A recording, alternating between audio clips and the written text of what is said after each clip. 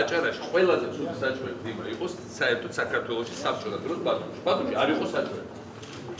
აი მოკიდა ლევან ვაშალოვი ხელი და ძალით აი ესე იარა რესტორან მენიუ აგერ უცხოელი ისინი ჩამოიყვანა ყველა და ლევანმა შექმნა ნულიდან აჭარაში საჭმელი. თვითონ მოიმატა ამასობაში, მაგრამ ეგ არ უშავს, იმიტომ რომ სინამდვილეში მართლა ყველაზე ცუდი საჭმელი იყო საქართველოს ტურისტული მოღმრეობის ბათუმში. ეხლა ყველაზე კარგად საქართველოს შეჭამ ბათუმში და დანარჩენ აჭარაში. ეს არის რას ნიშნავს, რომ მოინდომე და გააკეთე და ელაპარაკე და დაარწმუნდნენ თან პროდუქტებს 90% რას იწიქერებს სულ ადგილობრივი. ყველაზე კარგი მეებშიც კი. და 100% უნდა გადავიდეთ. რაც წარმოუდგენელია. ქართული ჩაი საერთოდ იყო არავინ არ იცოდა ეს რა ქვია იქ უამრავი სათბურები ეხა ჩვენი სათბურის პროდუქცია აჭარიდან გადის თურქეთში. ადრე 100% შემოდიოდა.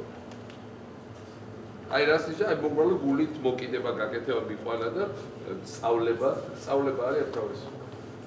ყველა სასტუმრო არის სავსე რუსი ტურისტები. რაც მეც ლაპარაკობს ლავროვი რო არ ჩახვიდეთ მიდმეთ ჩამოდის.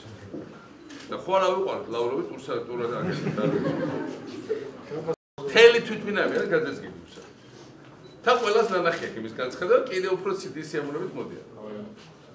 ესე ხელფასი დაუნიშნეთ ლავროვს ტურ აგენტს. ძალიან კაია, ძალიან მაგარი რეკლამას უკეთებს საქართველოს. უკვე მე 7 ჯერ გაგუკეთე რეკლამა ბოლო ერთ კვირაში დავითვალე. ოჩა